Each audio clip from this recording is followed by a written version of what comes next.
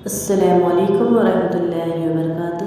ماں کی دعا چینل میں خوش آمدید۔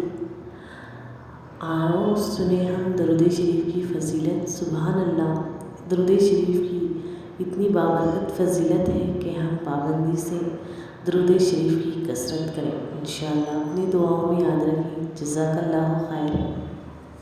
درود پاک کب کب کہاں کہاں اور کیسے کیسے کام آتا ہے۔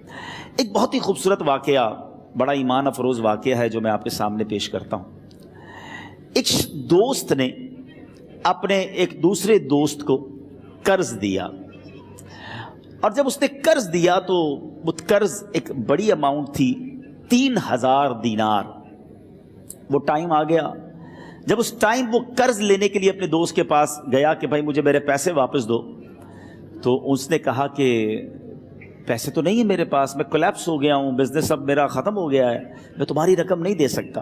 اس نے ایک اور ٹائم دے دیا اسے کہ ٹھیک ہے اب اتنے وقت دنوں کے بعد میں دے دوں گا۔ وہ ٹائم بھی گزر گیا، اور جب وہ ٹائم بھی گزر گیا تو اس کے بعد اس دوست نے کہا کہ اب تو پیسے دے دو بھائی، میرا ٹائم پورا ہو گیا ہے۔ پھر نہ دے سکا ٹائم۔ آخر کار معاملہ جو ہے وہ کورٹ میں چلا گیا، قاضی کے پاس چلا گیا۔ اب قاضی نے جس کو پیسے دینے تھے اس کو بلایا اور کہا کہ بھائی آپ کو اس کے پیسے دینے ہیں؟ کہتا ہے ہاں پیسے تو دینے ہیں۔ تو کہا پھر دیتے کیوں نہیں ہو؟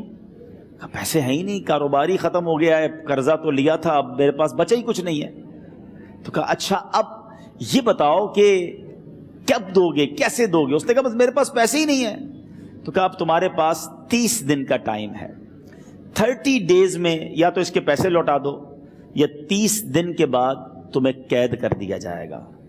یہ شخص اب گھر آیا، پیسے تو تھے نہیں، مگر شاید علماء نے لکھا کتابوں میں، یہ واقعہ کئی بڑی بڑی کتابوں میں لکھا اور درود پاک کے فضائل کی بڑی بڑی کتابوں میں لکھا، اور اس شخص نے سوچا کہ اس نے ایک حدیث پاک پڑھی ہوئی تھی کہ جس میں نبی پاک علیہ الصلوۃ والسلام نے فرمایا ہے، جس کا مضمون ہے کہ جو شخص پریشان ہو، مصیبت زدہ ہو، اسے چاہیے کہ مجھ پر کثرت سے درود پاک پڑھے، کیونکہ درود پڑھنا مصیبتوں اور پریشانیوں کو لے جاتا ہے۔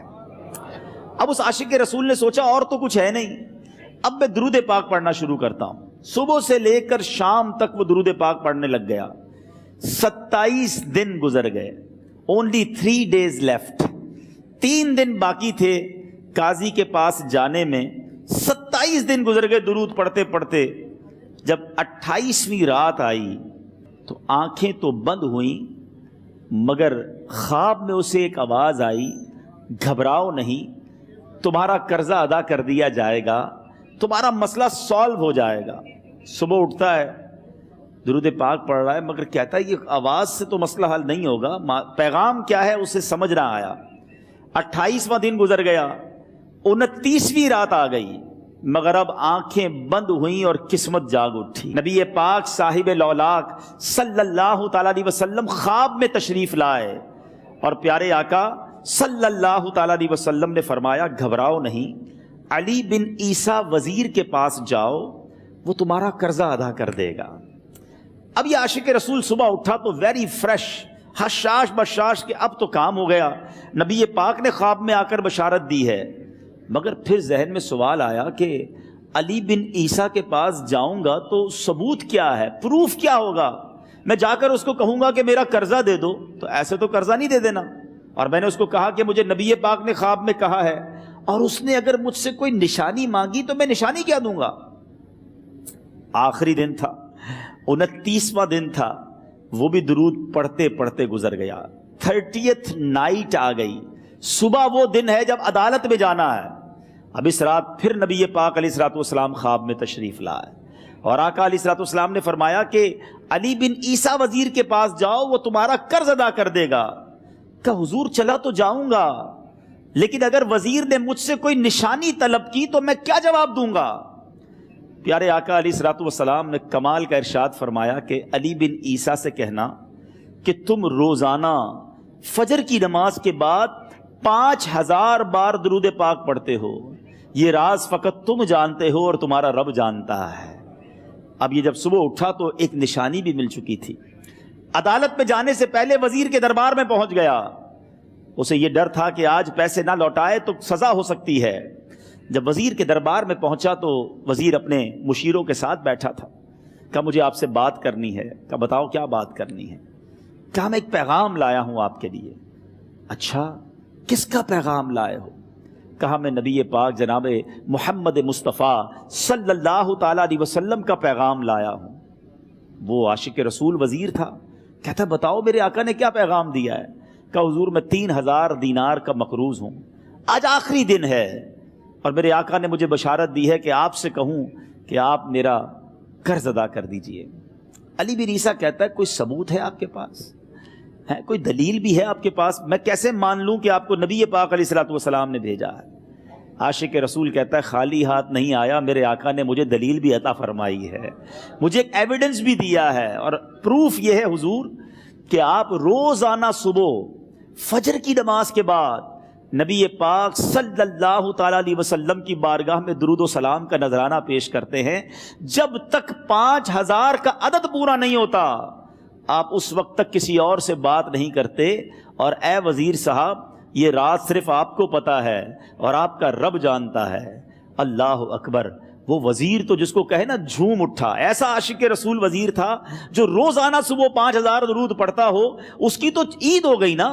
وہ کہتا ہے مرحبا یا رسول اللہ، میرے آقا نے میرے درود قبول کر لیے، اس سے بڑھ کر میرے لیے سعادت کیا ہوگی. اب یہ وزیر اپنی سیٹ سے اٹھتا ہے، اپنے کمرے میں جاتا ہے. تھوڑی دیر بعد واپس آ کر اس عاشق رسول کے ہاتھ میں 3000 دینار رکھ کر کہتا ہے حضور پہلے 3000 دینار تو نبی پاک کا حکم کی میں ادب سے بجا لاتا ہوں، میرے آقا نے جو حکم فرمایا یہ 3000 دینار آپ کو پیش کرتا ہوں. حضور ایک اور 3000 دینار لیجئے. میرے گھر آپ آئے، اتنی اچھی خبر سنائی، آپ نے قدم رنجا فرمایا، یہ 3000 اس کا نذرانہ ہے. اور ایسا کیجئے 3000 اور لیجئے، اس سے اپنے بچوں کے لیے کچھ چھوٹا موٹا کام شروع کیجئے اور ایک وعدہ کر کے جائیے، آج کے بعد زندگی میں آپ کو جب بھی کوئی کام پڑے میں آپ کا بھائی ہوں، مجھے یہ خدمت کا موقع دیجئے گا.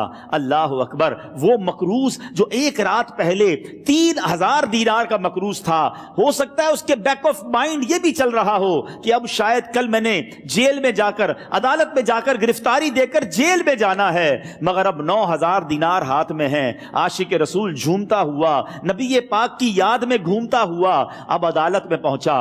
عدالت میں everybody expecting over there کہ آج اس نے آنا ہے اور آ کر کہنا یہی ہے کہ پیسے تو نہیں ہیں، گرفتار کر لو. مگر جا کر اس عاشق رسول نے 3000 دینار جج صاحب کے ہاتھ میں رکھ دیے. قاضی کہتا ہے پہلے تو یہ بتاؤ پیسے آئے کدھر سے؟ تم تو کہتے تھے غریب ہوں، تم تو کہتے تھے کاروبار نہیں ہے، ایک مہینے میں اتنی بڑی رقم کا انتظام کیسے ہو گیا؟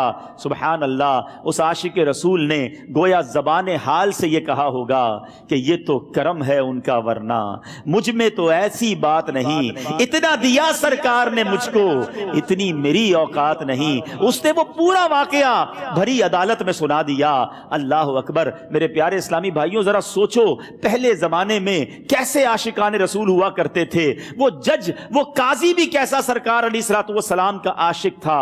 اپنی سیٹ سے اٹھتا ہے، بھرے دربار میں، بھری عدالت میں، وہ اپنے چیمبر میں، اپنے کمرے میں جاتا ہے اور تھوڑی دیر بعد واپس آ کر اس کے ہاتھ میں بھی 3000 دینار ہیں. اور وہ 3000 دینار جو ہے وہ اس عاشق رسول کے ہاتھ میں رکھتا ہے کہ سارا ثواب علی بن عیسیٰ کیسے لے جائے، میں بھی تو نبی پاک کا غلام ہوں، میں تمہارا قرضہ میں ادا کرتا ہوں. اچھا اب ایک اور عجیب سینیریو یہ بن گیا کہ جس نے کیس کیا تھا، جس نے دعویٰ کیا تھا، وہ بھی یہ سارا منظر دیکھ رہا تھا. کہتا ہے جج صاحب ذرا رکیے، میں بھی اپنے آقا کا امتی ہوں اور ایک کام کیجئے، قلم کاغذ منگوائیے، اس عاشق رسول کا قرضہ ہی میں معاف کر دیتا ہوں. اچھا اب عاشق رسول نے وہ واپس 3000 دینار جو جج صاحب نے دیے تھے وہ واپس جج صاحب کو دیے کہ حضور یہ پیسے آپ ہی رکھ لیں، قرضہ ہی معاف ہو گیا، اب آپ کے پیسے کا میں نے کیا کرنا ہے؟ جج صاحب کہتے ہیں جو پیسے نبی پاک کے نام پر نکالے ہیں اب مجھے واپس نہیں چاہیے، یہ بھی تم اپنے ساتھ لے جاؤ. اللہ اکبر. میرے میٹھے اسلامی بھائیوں وہ عاشق رسول ایک رات پہلے 3000 دینار کا مقروض ہے، اب 12000 دینار لے کر گھر کو واپس جا رہا ہے. اس ایک واقعے کے اندر جو ہم سب کے لیے درس ہے، جو ہم سب کے لیے پیغام ہے. شاعر لکھتے ہیں نا दुखों ने तुमको जो घेरा हो तो दुरूद पढ़ो, दुखों ने तुमको जो घेरा हो तो दुरूद पढ़ो, जो हाजिरी की तमन्ना हो तो दुरूद पढ़ो। आज हम बहुत सारी प्रॉब्लम्स में होते हैं। यहां भी हो सकता है मेरा कोई भाई बीमार बैठा हो, कोई कर्जे में डूब गया हो, किसी का कोई बिजनेस प्रॉब्लम चल रहा हो, कोई फैमिली इशू में डिस्टर्ब हो। आप किसी भी प्रॉब्लम में हैं, खुदा की कसम दुरूद पाक ऐसा वजीफा है। लोग बहुत सारे वज़ाइफ पूछते रहते हैं, बहुत सारे जनाब वज़ाइफ के बारे में मालूमात करते रहते हैं। सच्ची बात यह है, हर दर्द की दवा है सल्ले अला मुहम्मद, हर दर्द की दवा है सल्ले अला मुहम्मद, तावीज़ हर बला है सल्ले अला मुहम्मद। तो खुदारा अपनी ज़िंदगी में दुरूद पाक को शामिल कर लीजिए और आप बिलीव करें, जब आपने कसरत से दुरूद पाक पढ़ने शुरू कर दिए, आप अपनी आंखों से देखेंगे आपके प्रॉब्लम दूर हो रहे हैं, आपकी सेहत अच्छी हो रही है, आपके कर्जे उतरने शुरू हो गए हैं, रोजगार में आपके बरकत होना शुरू हो जाएगी, आपके चेहरे पे नूर आना शुरू हो जाएगा, आपकी जबान में असर आना शुरू हो जाएगा। मुझे अपनी और सारी दुनिया के लोगों की इस्लाह की कोशिश करनी है इंशाअल्लाह।